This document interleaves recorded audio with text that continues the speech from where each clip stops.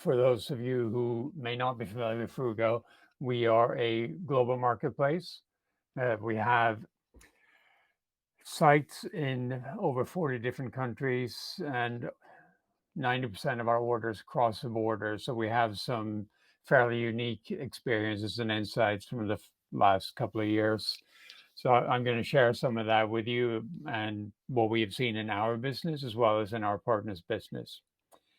Um, so with that, let's get started with kind of the obvious one, which is the COVID-19 crisis that, well, is still ongoing. Uh, when this first kicked off in here in the UK, end of March, early April, and we went into lockdown, there was some interesting evolution of kind of what sold and where. So the first thing we saw was the panic buying that went into. So people started buying hand sanitizers by the gallon, um, face masks, toilet paper is the classic panic buying product.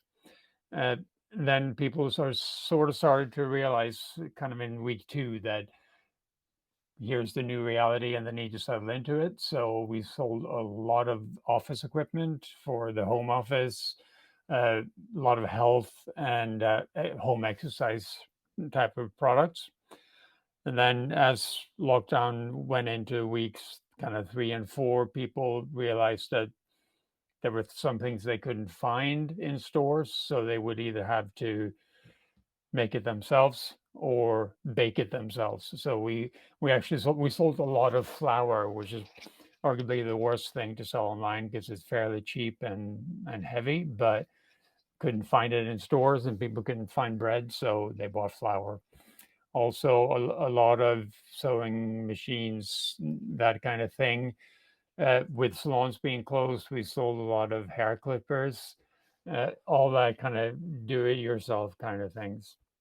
And then as we progress further into spring and towards summer, people realize that, well, first of all, they're going to be stuck at home and they're probably not going anywhere. So it was trying to make the most out of their garden. So we sold a lot of inflatable pools and other gardening equipment. And also, people got pets. And so a lot of pet products. We don't sell cats per se, but we do sell a lot of pet products. So that was kind of the evolution in terms of products in, well, in the UK and in most other countries. What was at least as interesting was how demand evolved geographically and how many local spikes in demand we saw across our countries. So a few examples of that. So this gentleman appeared on uh, Friday evening program on Dutch television talking about treatment of COVID symptoms, and more or less in passing mentioned this fairly obscure antioxidant that could possibly help with treating symptoms. And the viewers immediately jumped on their phones and Googled this, and they found resveratrol available on Fruugo and started buying it like crazy. And this was obviously very localized to the Netherlands. Not a lot of people outside the Netherlands watch or understand Dutch TV, but we had 4 UK sellers that completely sold out of this supplement by Sunday, simply because there was a spike in demand in the Netherlands. And very similar one on Swiss morning TV. They talked about a study. This echinacea-based product had some potential of also treating, well, actually killing the virus. And even though it was in vitro studies very early on, uh, we by 11 o'clock that day, we had doubled our sales in Switzerland, completely based on this product. And the sellers that sold the most were based in the US, the UK, and Sweden. So again, one of those local spikes that if you're not there, you would never have known about. So those two were obviously COVID related. We had another one that was Black Friday last year. For reasons unknown, Germany started buying the classic 1460 Dr. Martens boots. That was the big seller uh, over Black Friday last year. And unlike the other ones, I don't have a good explanation as to why that happened. And I even asked the brand, and they don't really have a clear explanation either. And again, the biggest seller in terms of the retailers that provided the boot was actually based in Spain.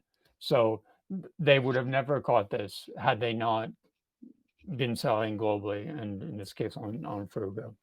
So I think the kind of the insight from all that is that there is demand globally, but it's not evenly distributed. So there will be local spikes for what may be your products. Uh, it will happen globally. It will happen locally as well in a time limited fashion. But if you kind of have to be in it to win it. So if you're not present, you will never benefit from that. So obviously, COVID has fundamentally changed the high street, and some retailers that were struggling. It was kind of the final straw, and we see a lot of empty retail space out there now. I think on the positive side, lockdown has kind of forced a reimagining of the role of the physical store. So, omnichannel has been a buzzword in the industry for years, but kind of it took a global pandemic to kind of make it imperative. um, some bricks and mortar retailers were able to shift to a ship from store model, and they were able to use their store inventory to fulfill online orders. Even a huge retailer like Boots managed to pivot quite within the span of a few weeks to implement a ship from store model so that they were able to keep their stores open. They didn't have to furlough all their staff, and they would fulfill the increase in online orders from their stores. So working from home has impacted how and when we shop. So we've looked at our data, and what we've seen is a definite shift in when orders are being placed. So we see a higher percentage of orders during working hours rather than in the evening. Um, I guess that raises questions about how much working we're actually doing when we're working from home. But um, be that as it may, it has definitely shifted behaviors that way. We've also seen several studies that consumers have become accustomed to home delivery and shifting away from click and collect even once they can go and collect in store. And in other news, your parents are online and they're shopping.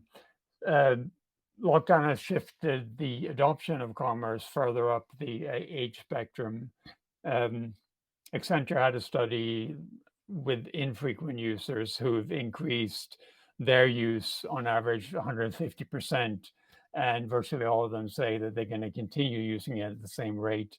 And we looked at our user statistics and compared the first half of 2019 to the first half of 2021.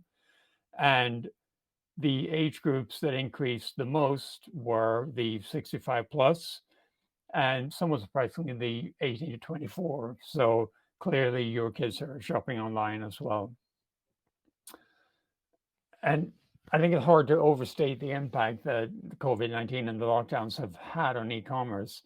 So online online share of retail increased as much in the first 10 weeks of lockdown as it did in the previous 10 years. So, and I think this customer behavior is permanent. So there's a seismic shift towards online shopping. All right, so on to everyone's favorite topic.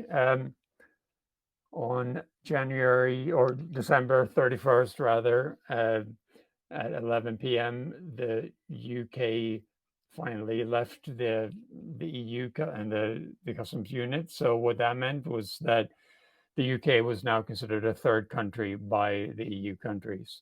And we all did our preparations. UK retailers had various levels of preparedness for the big bad Brexit. Uh, since cross-border trade is core to our business, we put a lot of preparation into this. I'd like to think that we were the little pig that built his house out of bricks. We spent a lot of time communicating with our customers, both in the UK and abroad, uh, trying to understand and explain how this was going to affect them. There was a surprising number of retailers that kind of took the house of straws approach and did next to nothing. The others simply decided to pull out of the EU completely. And I think everyone kind of thought they had a plan. Um, so January rolls around. This is a quote from Mike Tyson that this is kind of how we felt going into January, that everyone has a plan until they get punched in the mouth. Uh, there were a lot of things that we had prepared for. There for some sellers, there were a lot of things they hadn't. Obviously, being outside the customs union meant that um, arguably retailers, sellers had an advantage in that they didn't have to charge VAT, but they quickly discovered that EU customers were not happy about the additional customs fees and the delays in customs. So saw increase in delivered and refused orders. So what we did is we implemented a process to help sellers collect the equivalent of VAT and then use that to offset the cost of shipping orders, DDP, so delivery duty paid, so that they could continue to provide a reasonable customer experience. But there were other surprises that no one had really thought of, or few people had prepared for it. So, for example, there were most EU countries had a threshold, a de minimis threshold of €22. So orders under that weren't subject to customs. Well, it turns out that that's not all EU countries. So, for example, Sweden, which is one of our stronger countries, they never had that de minimis. So suddenly, a lot of our sellers were seeing a lot of refused and return orders coming out of Sweden, even though they thought they were under that threshold. And the next big change, obviously, was the EU implementation of the VAT reform on July 1st.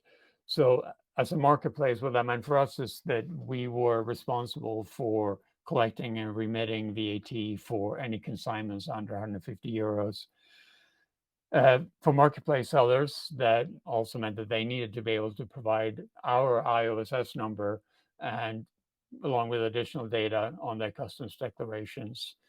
For sellers that sell in multiple marketplaces, they would need to have the right IOSS number on each package, depending on what marketplace the order came from. And this turned out that, yes, the devil is indeed in the details. And where we saw a lot of sellers run into problems was around data and getting the correct information onto customs declarations or in pre-declarations. In some cases, it was something as trivial as the capability of a label printer to actually put all that data onto the right label. There are also several carriers that struggled in supporting getting all the right information into pre-declarations. Kind of the takeaway from all that was, by definition, you can't prepare for a surprise, but if you are prepared to react and make sure that you have the right product data, it's up to date, your systems are connected, that way you can do the best to stay ready for any changes that come along, and make sure that you understand what your weak links are and be prepared to deal with that. So Nigel discussed supply chain disruptions in his opening comments. So end of March this year, the Ever Given got stuck in the Suez Canal, and it's hard from a photo to understand like how big this is. The ship is 4 football pitches long. It has the equivalent of 18,300 20-foot containers on it, which is a staggering number. And when it got stuck, 369 ships were queued up behind it, and many more got rerouted around Good Hope and delayed roughly $10 billion worth of trade. So this had knock-on effects in supply chains, not just for retailers, but for manufacturers as well, as there were things like semiconductors that they got drastically delayed. The Ever Given finally arrived in Felixstowe on August 2nd, so more than 4 months later. And that explains why I don't have my new garden furniture yet. We also started the year with long queues, channel crossings. More recently, we haven't even been able to find enough lorry drivers to park the lorries in these queues. And all these disruptions have kind of led retailers to reassess their supply chains and look for solutions that don't rely on just-in-time deliveries. And many are looking to start sourcing products closer to home. We have one of our largest sellers on the platform has a model where he sources from China still, and his model is for new items. He will ship containers to the U.S. and Europe to get closer to his customers. And while those products are in transit, he fulfills directly from China, wherever possible via air carriers, obviously to maintain reasonable time frames. And that way he gets to market quickly and still has the ability to get the products closer to customers. So takeaway from that is to make sure that you look at your supply chain, make sure that you have resilience built into it, so that when whatever happens next happens, you do have an advantage and that you have a bit more resilience built in.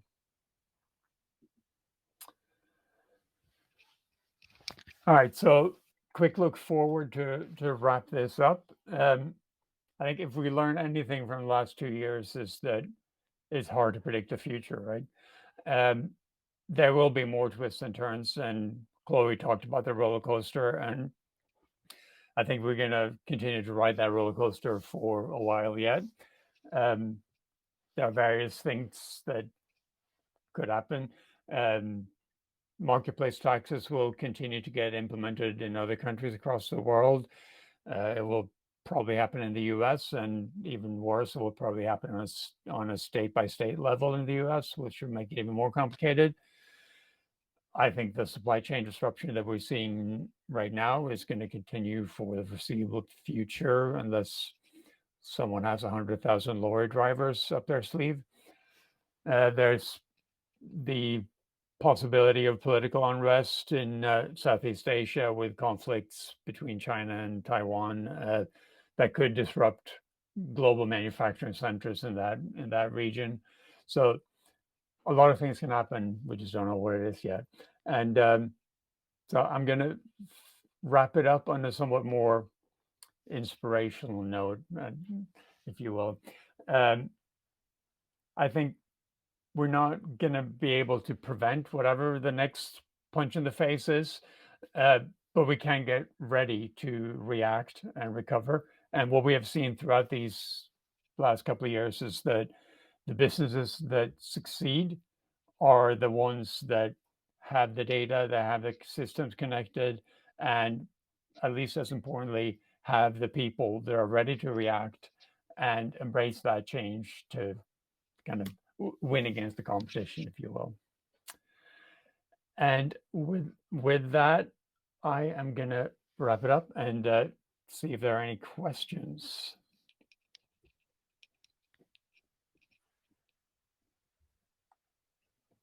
We do still have about 10 minutes left. If anyone has any questions, you can just drop them in the chat or the Q&A. Yeah, go for it and grab something in there. I will hang out for a bit outside as well if you want to chat with me directly. So there is a question in the chat. Yep, from Tim. Mm-hmm. Um, so, yeah, it was interesting to watch. The question is, do you have any data on the extent to which e-commerce sales into the EU have been affected by Brexit? And I'm going to assume that you mean from the UK. Yes, we did see a downturn, well, twice. Obviously, January 1st, and I'm looking kind of at our numbers overall, because there were sellers who just weren't ready and simply just shut off all the EU countries. So that obviously affected us. We also saw a downtick in July, kind of for the same reason, where there were several sellers who reacted by stopping their sales entirely. And we have seen a decrease in sales into the EU from July. That's come back up, but I can't remember off the top of my head. I'd say there was like a 10% drop initially in July, but most of that has recovered as sellers kind of figured out how to deal with the new VAT regulations. Hope that answers the question. And if there are any other questions, feel free to jump in on the chat.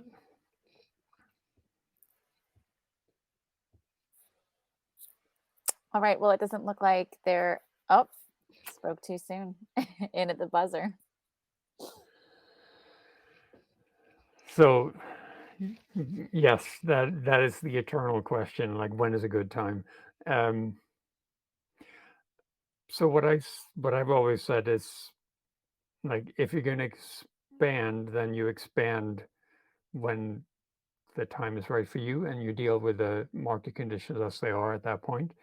I think this is probably as good or bad a time as any. You just need to adapt to how things work. I think there's still plenty of opportunity in the EU if you have products that are in demand, and if you can fulfill and sell at a competitive price. There are ways to do that. You can look at solutions like setting up distribution and a local company in the EU, or you can look at what carriers can support you without killing your margins and shipping out of the UK. So yes, conditions have changed, but I think there's still opportunity to move into the EU.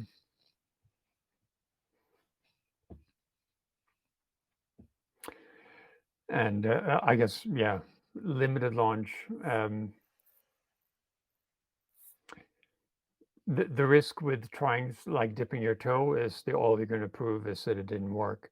But I would say targeted rather than limited, probably. So make sure you know what you're testing for and what results you're hoping to see before you scale up, I guess.